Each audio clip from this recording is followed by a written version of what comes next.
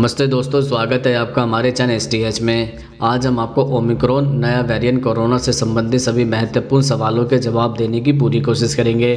तो चलिए स्टार्ट करते हैं। सवाल नंबर 1, ओमिक्रॉन कोरोना का नया वेरिएंट क्या है?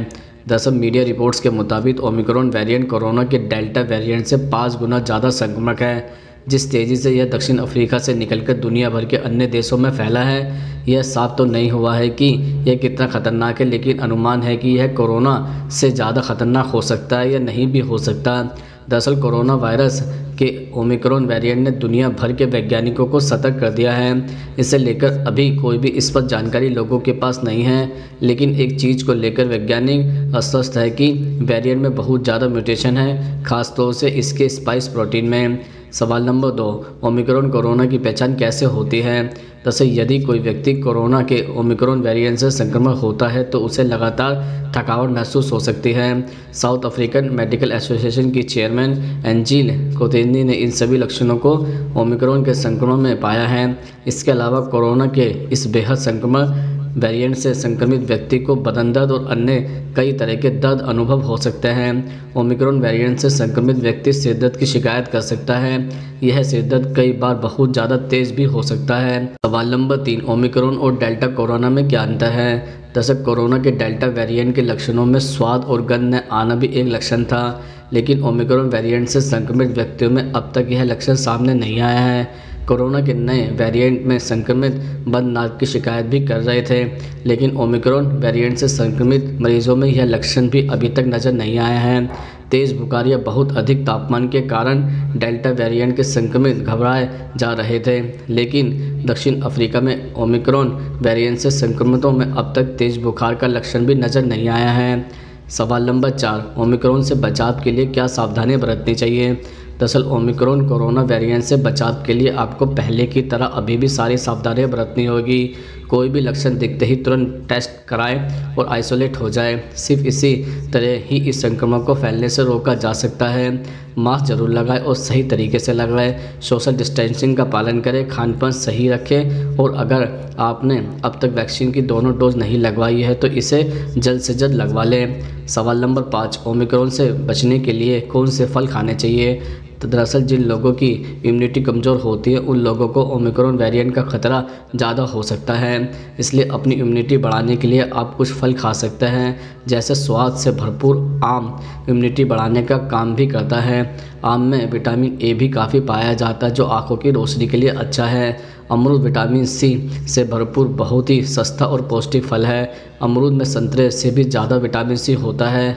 पपीता पाचन के लिए सबसे अच्छा फल है। इसके अलावा पपीते में विटामिन सी भी काफ़ी मात्रा में पाया जाता है। पपीता खाने से रोग प्रतिरोधक क्षमता बढ़ती है। स्ट्रॉबेरी में भी काफ़ी विटामिन सी पाया जाता है। स्ट्रॉबेरीज में एंटीऑक्सीडेंट गुण और कई दूसरे पोषक तत्व पाए जाते हैं। विटामिन सी से भरपूर एक कीवी में करीब 85 मिलीग्राम विटामिन सी होता है। कीवी में विटामिन के और ई भी काफ़ी मात्रा में होता है। सवाल नंबर 6, क्या ओमिक्रॉन कोरोना वेरिएंट से वैक्सीन बचा सकती हैं? दरअसल इन्फेक्शन किसी को भी हो सकता है। यह बात गलत है कि वैक्सीन लिए हुए व्यक्ति को संक्रमण नहीं हो सकता। शरीर की इम्यूनिटी सबसे स्ट्रॉन्ग होनी चाहिए। अगर शरीर की इम्यूनिटी स्ट्रॉन्ग है तो वायरस आपको छू भी नहीं सकता। अगर आप पॉजिटिव है लेकिन आपको बुखार जैसी समस्या नहीं है तो आपको बस अपने आप को आइसोलेट करना है। इसलिए वायरस में व्यक्ति का अच्छा खान पान जरूरी है। अगर आपकी इम्यूनिटी स्ट्रॉन्ग है तो आपको ओमिक्रॉन का खतरा भी कम हो सकता है। सवाल नंबर 7, ओमिक्रॉन वेरिएंट से सतर्क रहना क्यों जरूरी है? दरअसल WHO ने तमाम जांच के बाद ओमिक्रॉन को वेरिएंट ऑफ कंसर्न कैटेगरी में रखा है, यानी यह वेरिएंट काफ़ी तेज़ी से फैलता है। यह बताना जरूरी है कि ओमिक्रॉन वेरिएंट का म्यूटेशन ट्रांसमिशन की गति और इम्यून सिस्टम को प्रभावित करने की क्षमता को देखकर इसे YOC कैटेगरी में रखा गया है। सवाल नंबर 8, क्या कोरोना की तीसरी लहर आएगी? दरअसल दक्षिण अफ्रीका के बाद नया वेरिएंट दुनिया के कई देशों तक पहुंच चुका है। इस बीमारी की गंभीरता भी अभी स्पष्ट नहीं है, इसलिए यह कितना खतरनाक हो सकता है यह कहना जल्दबाजी होगी। भारत में भी इसके कुछ मरीज मिल चुके हैं। सवाल नंबर 9, क्या मौजूदा वैक्सीन ओमिक्रॉन के खिलाफ कारगर हैं? दरअसल एक्सपर्ट का कहना है कि कोरोना महामारी को रोकने के लिए मौजूदा वैक्सीन कारगर हैं ओमिक्रॉन स्पाइस प्रोटीन पर कहीं ज़्यादा म्यूटेशन हो रहा है। ऐसे में कुछ वैज्ञानिकों का यह भी दावा है कि मौजूदा वैक्सीन शायद नए वेरिएंट पर कारगर ना हो। वैक्सीन की एफिशिएंसी को लेकर भी अभी रिसर्च चल रहे हैं। सवाल नंबर 10, भारत में इससे निपटने के लिए क्या तैयारी है? दरअसल केंद्र सरकार नए वेरिएंट से निपटने के लिए इसकी कड़ी निगरानी कर रही है। एट रिस्क वाले देशों पर कुछ पाबंदियाँ लगाई गई हैं। सरकार ने इसके लिए 1 दिसंबर से नई गाइडलाइंस भी जारी की है। इसमें एट रिस्क देशों से आने वाले लोगों के लिए टेस्टिंग और आइसोलेशन जरूरी कर दिया गया है। इसके साथ ही उनकी कॉन्टैक्ट ट्रेसिंग भी विभिन्न राज्यों सरकारें अपने स्तर पर कर रही हैं। केंद्र सरकार की विभिन्न हेल्थ बॉडी भी अपने अपने स्तर पर निगरानी कर रहे हैं। साइंटिस्ट और मेडिकल एक्सपर्ट भी नए वेरिएंट को लेकर जानकारी जुटा रहे हैं। सवाल नंबर 11, ओमिक्रॉन से बचने के लिए कौन सी सब्जी खानी चाहिए?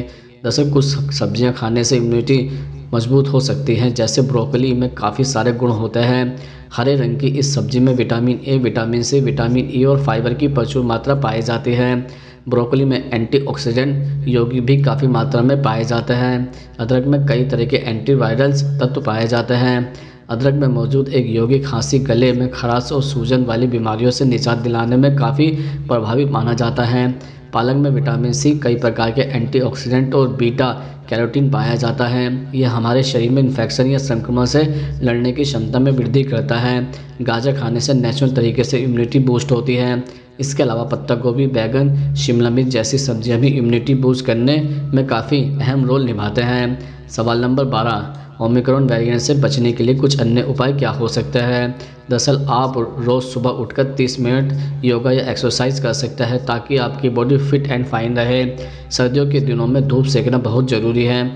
ऐसे में आप गर्दन, पीठ, हाथ, कमर में धूप लगने दें। इससे आपके शरीर को फ़ायदा होगा और आपका शरीर भी स्वस्थ रहेगा।